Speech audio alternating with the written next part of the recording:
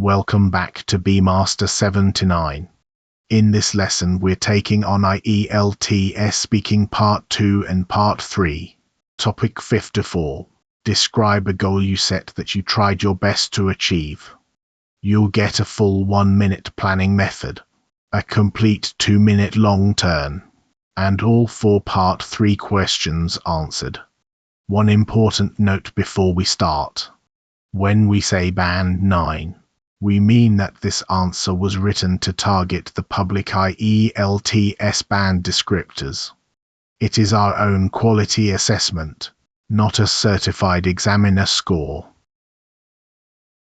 Here's the plan. First, how part 2 actually works. Then the cue card exactly as it was given. Then a planning method you can run in 60 seconds. Then the model long turn, broken into 4 chunks so you can hear the shape. After that, part 3, 4 questions, each with a 10-second plan and a full answer. And finally, the language bang, the Band 9 criteria, and a challenge for you.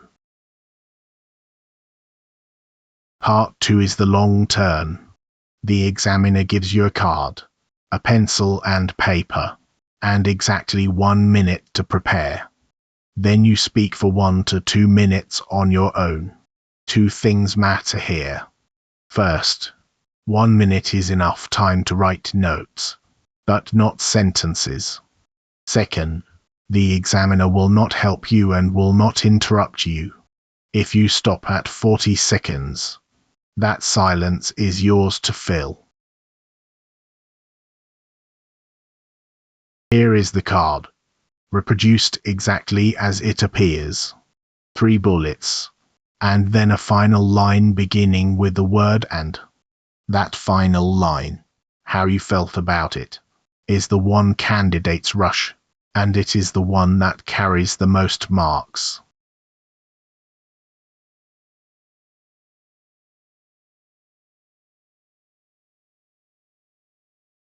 Three quick notes about how this card is written, because the wording on the page is not always the wording in the exam.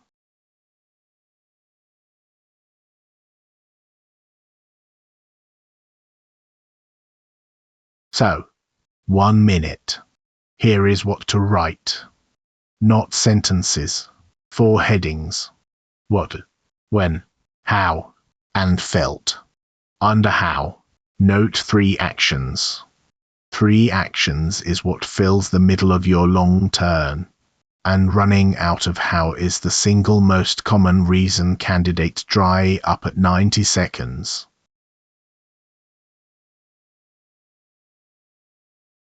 These are the notes our candidate wrote in that minute. Look at how little there is. Keywords only.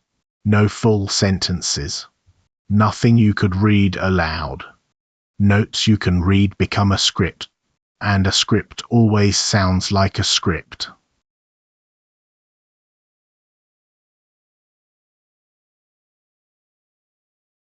Now the model answer. One disclosure first. My is an invented candidate, created for this lesson. This is not a real person's story. Copy how it is built. Do not copy what it says. And remember our Band 9 caveat. This is our assessment against the public descriptors, not an examiner's score. Chunk 1. What it was, and when. The goal I'd like to talk about is learning to swim a full kilometre without stopping. That might sound fairly modest, but for someone who was genuinely terrified of deep water until her late 20s, it was a tall order. I set it in January last year, right after a beach holiday where I'd spent 3 whole days sitting on the sand watching everybody else have fun. That was the tipping point. Relief. Chunk 2. How. The first stage. So I gave myself 6 months, and I broke it down into stages. because I knew that if I just turned up at the pool and thrashed about, I'd give up within a fortnight. The first month was purely about getting comfortable in the water, floating it, wearing bubbles, that sort of thing. I felt ridiculous, to be honest, doing drills in the shallow end next to 7-year-olds. But I made myself swallow my pride. Junk 3. How? The hard middle. After that, I booked 10 lessons with a coach who specialized in adult beginners, and she rebuilt my technique from scratch. I also went 3 mornings a week before work, without fail. And I kept a little log on my phone. How many lengths I'd done, how I felt afterwards. There was a horrible plateau around month 4 where I simply couldn't get past 400 meters. And I very nearly threw in the towel. Junk 4. And how it felt.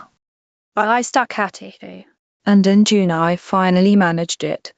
40 lengths, non-stop, in about 35 minutes. Honestly, I was overwhelmed. I remember hanging on to the wall at the end, absolutely shattered, half laughing and half crying, because it was never really about the swimming. It was proof that I could take something I'd been avoiding my entire adult life and just chip away at it. And that feeling has stayed with me far longer than the time on the clock ever could. Here is the whole long turn in one place. Pause the video and read it through. Notice how few linking words there are.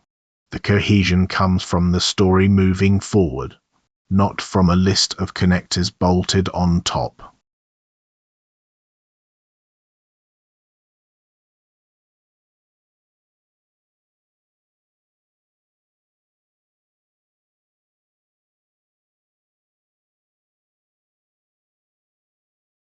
So why does this answer score?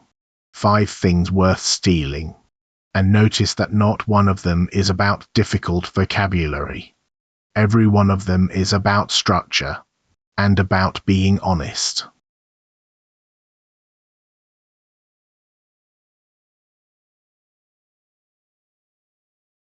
Part 3 is the discussion. The questions become abstract, not your goal anymore, but goals in general, in your country, at work, across generations. Aim for roughly 40 to 60 seconds per answer.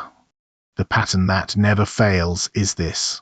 Answer the question, give a reason, then extend with an example, a contrast, or a limit.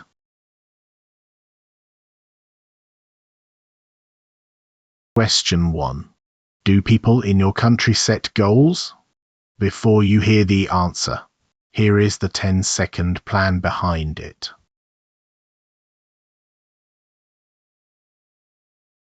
Yes, definitely. Though I'd say it's often quite informal.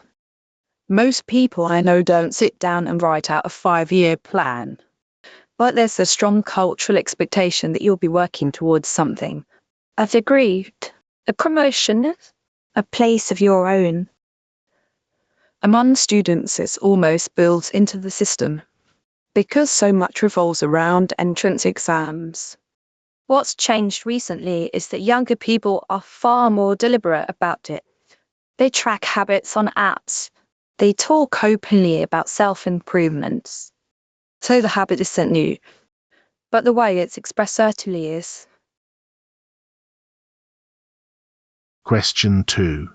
Do people usually set long-term goals or short-term ones? This is a choice question, so take a side, then complicate it.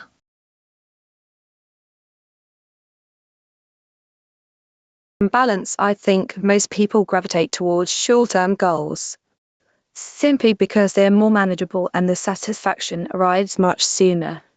Long-term goals demand a kind of patience that's increasingly rare. If you can't see progress within a few weeks, it's very tempting to abandon the whole thing. That said, the two aren't mutually exclusive. In my experience, the people who actually get somewhere are the ones with the long-term direction broken down into short-term milestones. The long-term goal gives you the reason to keep going. The short-term ones give you the evidence that it's working. Question 3. Why is setting goals important in the workplace? A why question wants reasons, plural, and it wants them organized.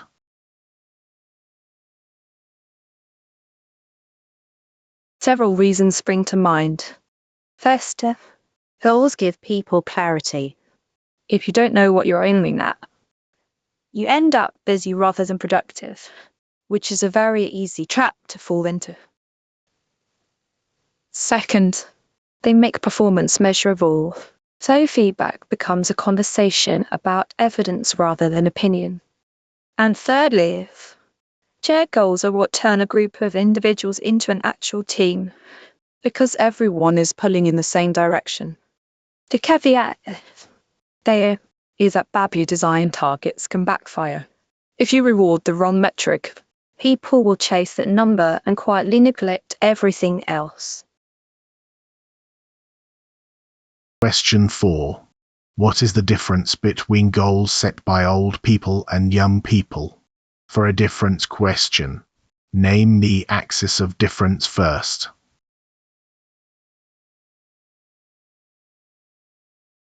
I'd say the main difference is one of scope and motivation. Younger people tend to set goals that are outward-looking and quite ambitious, building a career, traveling, earning enough to be independent, partly because they have time on their side and can afford to take risks. Older people, from what I've observed, are usually more inward-looking. Their goals revolve around health, relationships, passing on what they know, perhaps finally taking up something they never had time for. There's also a difference in urgency.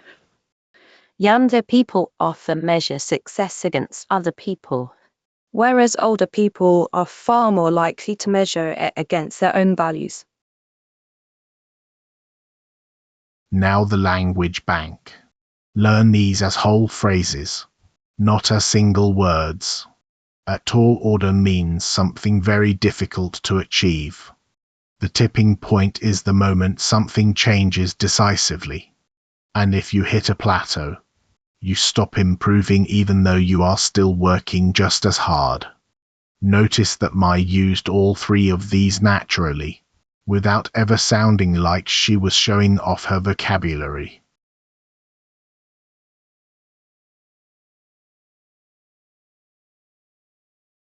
Language Bank 2. Perseverance and feeling. To throw in the towel is to give up. To stick at it is to keep going anyway. And to chip away at something is to make slow, steady progress over a long period. Those three phrases carried the emotional arc of the entire long turn.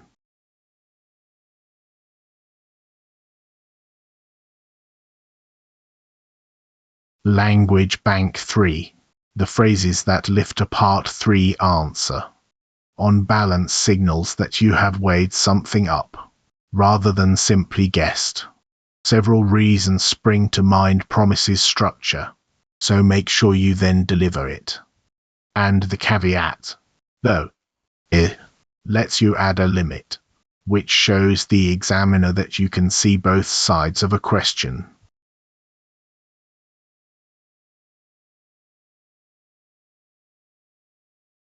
Finally, the 4 criteria. Each one is scored separately, out of 9, and your final speaking score is the average. And once more, describing an answer as band 9 here means it was written against these public descriptors. It is our own judgment, not a certified score.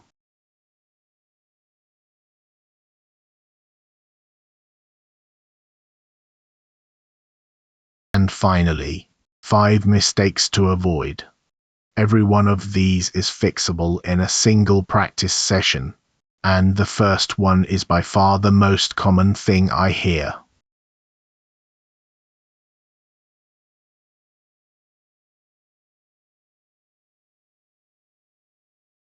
Here's your challenge. Do all 4 steps today, not tomorrow. If this helped, subscribe to BMaster79 and tell me in the comments what goal you chose. See you in the next lesson.